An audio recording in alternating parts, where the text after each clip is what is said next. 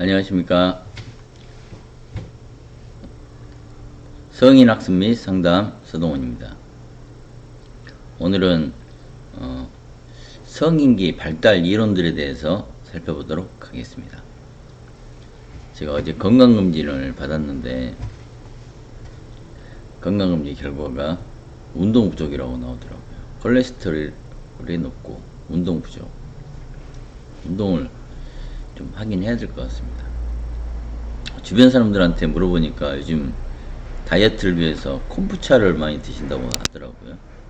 그래서 제가 커피에다가 콤부차를 타봤는데 상당히 맛이, 지금 마시고 있는데 상당히 맛있습니다. 거의 콤부가 커피 맛을 잡아먹는 느낌입니다. 우리 삶에도 우리가 오늘 이론 배울 텐데 이 콤부차 관련된 내용이 나옵니다. 그래서 제가 한번 말씀을 드려봤습니다.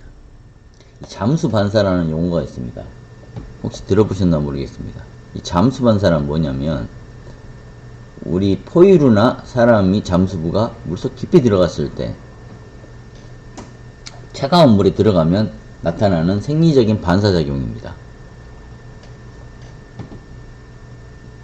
이 반사는 몸이 물에 잠기는 순간 혈액의 흐름을 조절해서 산소를 전락하고 생명을 유지하는 데 필수적인 장기들, 뇌나 심장, 이걸로 산소를 집중시키는 역할을 합니다. 이 반사는 인간뿐만 아니라 모든 포유류에서 나타납니다. 특히 해양 포유류, 물범, 고래 이런 것들은 물속 깊이 들어가면 이 잠수 반사가 일어나게 됩니다. 해양 포유류는 이런 잠수 반사가 매우 강력하게 발달되어 있습니다. 무슨 말이냐면 사람이 깊은 물 속에 들어가면 잠수 반사 현상으로 편안해집니다. 즉 부교감계가 활성화된다는 의미입니다. 우리가 살면서 위기 상황이 맞닥뜨리게 되죠. 갑자기 법원에서 출두 명령이 나온다든지 아니면 생각지도 않은 딱지가 날라온다든지 또 어떤 위기 상황들이 있을까요? 위기 상황이라고 한다면 자기 파괴적 행동 욕망이 나타날 때를 위기 상황이라고 말합니다. 자해하고 싶고 죽고 싶고 분노가 폭발하고 그냥 학교를 때려치고 싶고 충동적인 자퇴 행동 이런 것들 전부 다 욕망이 위기 상황이라고 할 수 있겠죠. 또 두 번째로는 마무리 안 되면 심각한 결과가 초래되는 중요한 일. 여자친구하고 헤어졌는데 당장 시험 공부를 앞두고 있고 안 할 수는 없고 이런 게 위기 상황이라고 할 수 있습니다. 이런 위기 상황은 사실은 자세히 보면 단기적인 문제들입니다. 그래서 단기적으로 행동할 수 있기 때문에 문제를 빠르게 해결하도록 강한 압력을 받게 됩니다. 이 변증법적 행동치료라고 DBT라는 심리학 행동치료가 있는데 요즘 한창 대세죠. 이 DBT에서는 이런 위기 상황에 대해서 어떻게 대처하라고 이야기를 하고 있습니다. 여러분들은 어떤 위기 상황이 있으신가요? 일반적인 위기 상황들은 또 이런 것들이 있습니다. 통증이 심한데 더 강한 약을 먹고 싶거나 아니면 그냥 술을 마셔서 통증을 해소하고 싶을 때, 또 친구하고 싸워갖고 그냥 욕을 하고 전화로 욕하고 싶고 한바탕 하고 싶은데 사이가 더 나빠질까봐 참을 때, 또 부모님하고 관계에서 악지르고 싶은데 차마 그러지 못하고 감정이 우리를 압도해가지고 진짜 부모님한테 한 소리 하고 싶을 때 위기 상황이라고 할 수 있습니다. 또 어떤 게 위기 상황일까요? 극도로 흥분된 상태에서 문제를 지금 당장 해결해야 되는데 해결할 수가 없을 때, 대학교 사물함에다가 핸드폰을 두고 집에 갔는데 깜빡 잊고 두고 온 거예요. 당장 가서 가져와야 되는데 이럴 때 위기 상황이라고 할 수 있겠습니다. 이처럼 위기 상황은 단기적인 문제들입니다. 더불어서 문제를 빠르게 해결하도록 강한 압력을 받게 됩니다. 그럼 이런 거를 어떻게 극복해야 될까요?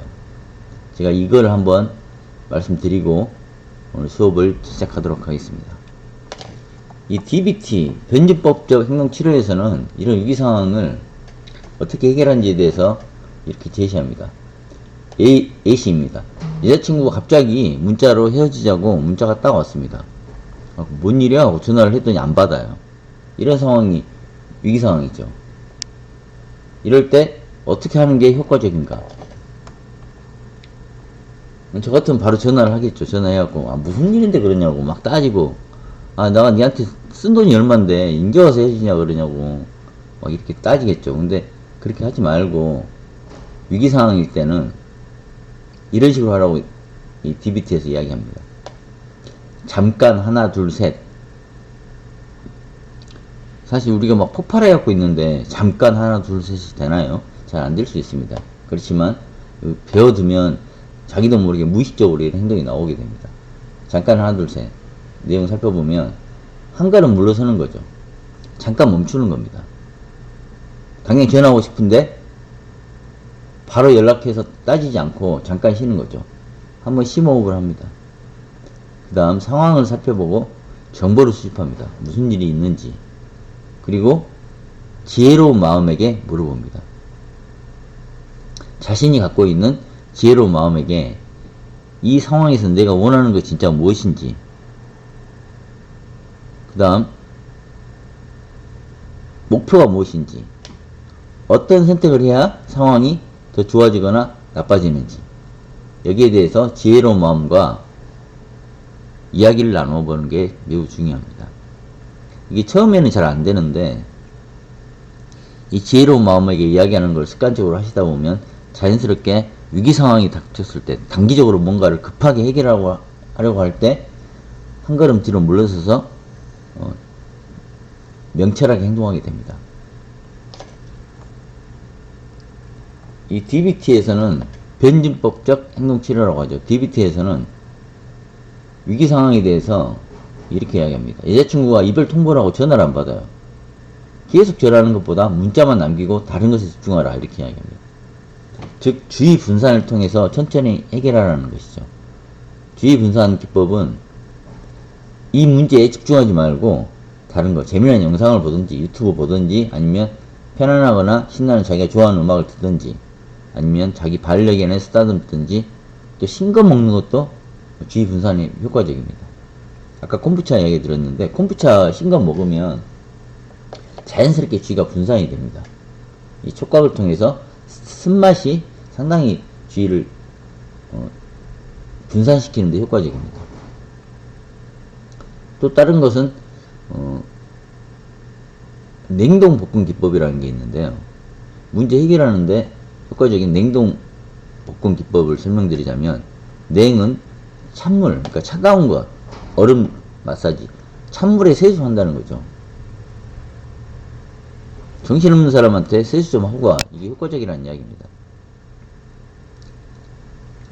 냉, 차갑게 차가운 곳에 접촉하라, 이게 효과적이라는 거죠. 그 다음 동, 움직여라, 이겁니다. 움직여라. 복은 복식호흡. 복식호흡 할 때 요즘은 스마트폰 어플이 잘 나와 있습니다. 스마트폰 어플 사용하셔가지고 복식호흡 하시면 들숨, 날숨 이렇게 알려주는데, 보시면 들숨보다 날숨이 길어야 됩니다. 들어 마신 숨은 몇 초, 그러면 날숨은 훨씬 길어야 됩니다. 왜냐하면 우리가 들숨을 쉴 때 교감신경계가 활성화됩니다. 그리고 뱉은 숨, 날숨을 쉴 때 부교감신경계가 활성됩니다. 즉 들숨을 막 쉬면, 들숨을 많이 쉬잖아요. 들으시면 사람이 흥분하게 됩니다. 날숨을 쉴 때 활성화되기 때문에 한숨을 푹 쉬듯이 뱉는 숨을 쉬게 되면 근육이 이완이 됩니다. 냉동 복근의 마지막 근은 근육이완법입니다. 힘을 줬다 뺐다, 주먹에다가 힘을 줬다 뺐다, 어깨에 힘을 줬다 뺐다, 이거를 복식호흡과 같이 하면 더 효과적이긴 합니다. 이렇게 되면 몸 전체가 부교감 신경계가 활성화되면서 푹 깔아앉으면서 막 열받았던, 폭발했던 감정 통제가 되기 시작합니다. 잘 된 사람은 이제 마음이 편안해지면서 졸리게 됩니다. 몸이 푹 편안해지는 거죠. 수업할 때 이러면 안 되겠죠. 수업할 때는 이렇게 몸이 푹 가라앉고 들숨 날숨 근육이완 했더니 몸이 쭉 가라앉는다. 그럴 때는 킹콩처럼 심장을 이렇게 쿵쿵 두드리시면 다시 몸이 깨어납니다. 저희가 오늘 성인기 발달 이론을 배우기 전에 우리 삶의 위기 상황에 어떻게 대처하는지에 대해 잠깐 이야기 듣고 시작하겠습니다. 주요 성인기 발달 이론과 오늘은 성인기 발달 이론의 실무 적용, 그 다음에 성인 학습 환경을 조성하기 위한 제언 순으로 살펴보도록 하겠습니다.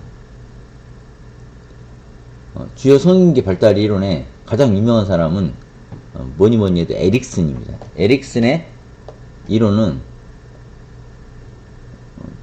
대표적이라고 할 수 있겠습니다. 성인기 발달 이론의 대표적인 사람이 에릭슨입니다. 에릭슨은 프로이트의 심리 성적 발달 이론을 확장시키고 발전시킨 겁니다. 그는 대인관계, 사회 접촉 등 사회적 발달에 초점을 맞추고 있습니다. 이 에릭슨이라는 사람, 이거 보시면 생김새가 약간 에디슨 같이 생기지 않았습니까? 저만 느낀 건가요? 이 에릭슨이라는 사람은 어떤 사람이냐면 독일에서 덴마크인 아버지와 유태인 어머니 사이에서 태어났습니다. 그는 생김새는 덴마크인처럼 생겼고 유태인들하고 차이가 나서 정체성의 위기를 맞게 됩니다. 엄마는 유태인, 아빠는 덴마크인. 생김새는 덴마크인인데 살면서 유태인 엄마의 영향을 받았죠. 평범하게 자랐던 그는 고등학교 졸업하고 나서 유럽을 떠돌면서 방랑하는 시기를 보내게 됩니다. 그때 안나 프로이드가 세운 학교에서 아이들을 가르치게 됩니다. 이때 안나와 아동 정신 분석을 연구하고 그 후 예일대학에서 연구를 계속하다가 이것저것 강의 다니고 경험하고 이러면서 마침내 8단계 사회 심리 이론을 만들었습니다. 에릭슨의 발달 이론이 이렇게 시작되는 것입니다. 방금 말씀드린 안나 프로이드와 학교에서 학생들을 가르쳤다고 했죠. 이 안나가 누구냐? 되게 유명한 사람입니다. 이 화면 보시면 안나 프로이드, 지그문트 프로이드. 지그문트 프로이드는 아시죠? 유명한 사람이니까 워낙. 이 안나 프로이드는 지그문트 프로이드의 막내딸입니다. 오스트리아계 영국인으로 정신분석학의 창시자라고 할 수 있는 이 지그문트 프로이드 막내딸로 초등학교 교사를 하시다가 아버지로부터 정신분석학을 배워가지고 정신분석학자가 됐고 정신분석학과 아동심리학에 큰 영향을 미친 안나 프로이드가 있습니다. 그러니까 멜라니 클라인과 함께 정신분석적 아동 정신분석의 선구자라고 할 수 있는 사람이 바로 안나 프로이드입니다. 이 사람과 에릭슨이 영향을 받게 되죠. 그래서 프로이트 심리 성적 발달 이론을 확장시킨 게 이 안나 프로이트 학교에서 근무하시면서 같이 연구하고 이러면서 영향을 받게 됩니다. 즉 프로이트의 영향을 받게 됩니다. 프로이트의 성격 발달 이론을 보면 5개 단계가 있는데 다 들어보셨을까 생각됩니다. 구강기, 항문기, 남근기, 잠복기, 성기기 이렇게 5개 단계로 나뉩니다. 그리고 프로이트의 자아, 초자아, 본능, 그 다음에 슈퍼에고, 억압, 방어기제는 퇴행, 투사, 승화, 반작용 형성, 합리화 굉장히 유명하죠. 일반적으로 심리성적 이론에 따르면 그 나이가 많으신 분 중에 할머니나 할아버지 중에 말을 끊이지 않고 하시는 분들이 있어요. 보면 수다가 멈추지 않는 분, 계속 무슨 이야기를 하시는 분, 이런 분은 어떻게 이해하냐?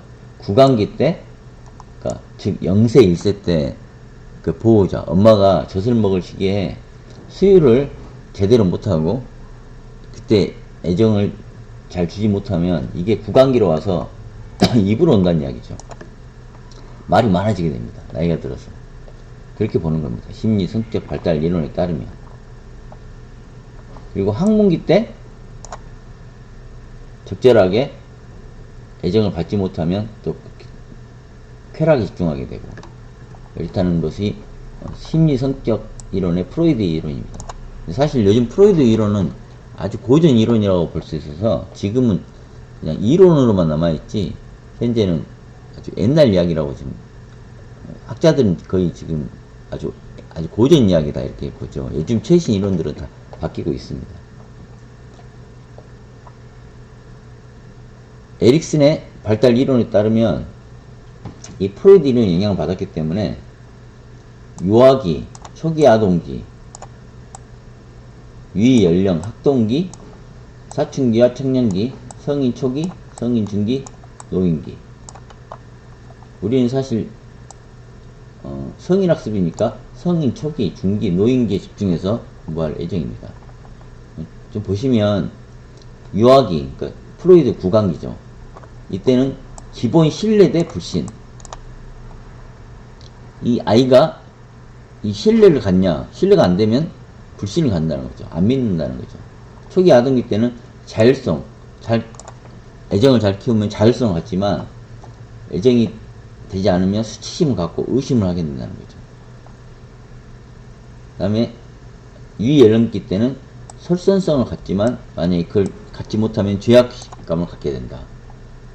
학동기에는 근면성과 열등감을 또 갖게 된다. 사춘기 때는 자아 정체성을 갖든지 역할 혼란을 오든지. 자아 정체성이란 건 이런 겁니다. 그러니까 나는 왜 사는지, 공부는 왜 하는지 이런 게 대한 생각이 갖게 되는데, 이게 안 되게 되면 뭐 왜 사는지 모르겠다, 엄마가 학교 가라 해서 다닌다, 역할 혼란이 온다는 이야기입니다. 성인 초기에는 친밀감은 뭐 사랑하는 사람이 생기고 친한 우정이 친구가 생기고 이렇지만 이게 없으면 고립되고 혼자 지내고 독거노인처럼 지낸다는 거죠. 성인 중기에는 생산성 대 침체, 그러니까 가족들을 내가 보호하고 양육하고 자녀들을 성장시키고 하는 생산성 침체되고, 노인기에는 자아 통합 대 절망감. 이렇게 단계별로 8단계로 에릭슨은 발달 단계를 나누고 있습니다. 좀 더 구체적으로 교재에 나와 있는 내용으로 살펴보면, 에릭슨은 발달 단계마다 극복해야 할 발달적 위기, 이게 있고, 이걸 극복하면 긍정적인 자아 특성이 생기고 그렇지 않으면 부정적인 자아 특성이 생긴다고 보았습니다. 아까 이거죠. 그러니까 극복하면 자율성이 생기지만 극복하지 못하면 의심이 생기고 수치심이 생기고 뭐 이런다는 이야기입니다. 자, 심리사회적 위기 8단계 다시 살펴보겠습니다. 신뢰 대 불신, 0세 1세. 어머니 양육자 관계에서 적절한 돌봄과 사랑이 있으면 신뢰감을 형성하지만 그렇지 못하고 부모가 아이 키우는 동안 잘 양육을, 돌봄과 사랑이 적절하지 못하면 불신을 갖고 자라게 된다는 이야기입니다.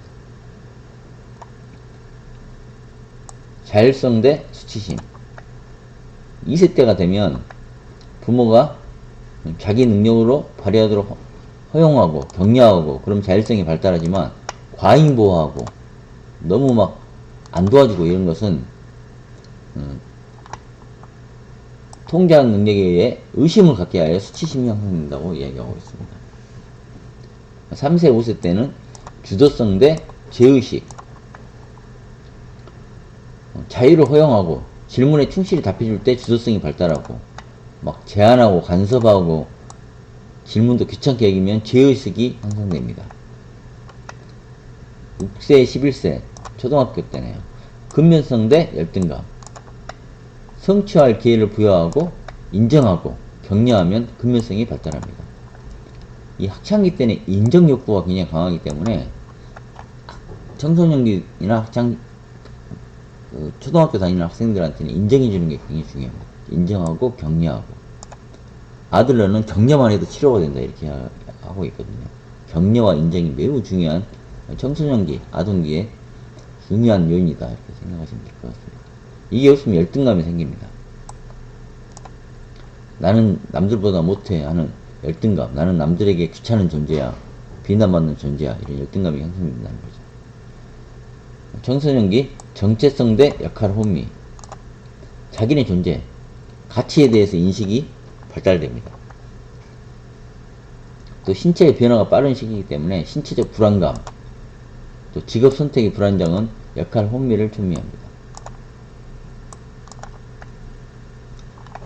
자, 성인 정기, 중기, 노년기 이 세 단계가 중요하다고 했죠. 우리가 공부할 내용들은 사실 에릭슨의 발달 이론 중에서 성인기, 그러니까 우리가 성인 학습을 공부하고 있기 때문에 성인기를 자세히 볼 필요가 있습니다. 성인 전기에는 친밀성 대 고립, 성인 중기에는 생산성 대 침체, 노년기에는 통합성 대 절망 이렇게 이야기했죠. 친밀성 대 고립, 타인과 친밀한 인간관계를 유지하는 능력을 발달시킨다. 친구나 연인이나 회사 동료, 사랑을 키워나가는 시기죠. 중기에는 노동 분화와 가사의 분담, 다음 세대의 생산적 활동을 통해 타인과 사회를 위해서 노력할 때 생산성이 발달된다. 그러니까 뭐 사회 봉사하고 이런 활동을 하지 못하면 침체감에 빠진다. 통합성 대 절망, 자기 인생이 만족스러웠다고 회상하고 자기를 수용할 수 있을 때 통합성이 형성되고, 후회하고 죽음을 두려워할 때 절망감에 빠진다. 이러한 특성이 있습니다. 에릭슨은 8단계 일정한 발달 과업이 있는 것으로 봤습니다. 그 시기에 이걸 해결하면 잘 발달되지만 이게 안 되면 어려워진다는 이야기죠. 우리가 지금 중요하게 생각하는 것은 성인 중기죠. 이 세 개 중에 성인 중기를 보면 성인 중기에는 생산성 대 침체, 또 배려감이 생긴다고 하고 있죠. 여기 보시면 35세에서 65세가 성인 중기라고 볼 수 있겠습니다. 이때는 부양 의무가 있죠. 자녀들을 키우고 잘 양육하고, 이걸 잘하면 배려, 남을 배려할 수 있는 배려가 생기는데 이게 잘 안되면 거절하게 된다는 거죠. 주변 사람들에게 거절의 병리를 갖게 된다는 이야기입니다. 성인 초기에는 사랑할 수 있는 능력이 생깁니다. 사랑, 아니면 배척, 우정 생깁니다. 성인 말기, 노년기에는 지혜가 생깁니다. 지혜가 생기고, 이제 절망감 있는 사람들은 한 사람을 경멸하게 되죠. 비판적이고 경멸하게 되고 모든 것에 다 비판적이게 되게 됩니다. 다시 한번 성인기 쪽을 살펴보면, 성인 초기에는 친밀감 대 고립감. 아까 여기하고 나이가 약간 다르죠. 아까 여기는 뭐 22, 35세 이렇게 보는데 책마다 약간씩 나이 차이가 틀립니다. 근데 최근에 나온 자료에는 20에서 40세를 성인 초기로 보고 있습니다. 타인과 진실하고 깊은 관계를 형성한다. 성인학습과 연관성은 학습을 통해 대인관계를 형성하고 새로운 사회적 역할과 필요한 지식과 기술을 습득한다. 성인 초기에 새로운 사회적 지식과 기술 습득이 중요하다는 이야기입니다. 성인 중기에는 생산성 대 침체감, 핵심 과제는 다음 세대를 양육하고 생산적인 활동을 하고, 성인 후기에는 자아 통합 대 절망, 핵심 과제는 자신의 삶을 돌아보고 만족감과 의미 찾고, 성인학습과의 연관성은 과거의 경험을 정리하고 새로운 의미를 부여하고 남은 삶을 풍요롭게 보내는 것. 학습에서 에릭슨의 이론을 적용해보자면, 학습 설계에서 고려할 사항은 성인 초기 학습자, 이 20세에서 40세는 협력학습이 중요합니다. 네트워킹 기회를 제공하고 실무 중심의 프로젝트 학습을 해야 됩니다. 즉, 공부를 할 때 뭔가 우리가 사용할 수 있는 내용들로 해야지 막 그 이론적인 것만 하면 효과적이지 않다는 이야기입니다. 에릭슨의 이론에 따르면. 그다음 중기학습자, 중기에는 에릭슨의 이론에 따르면 멘토링 프로그램이 효과적입니다.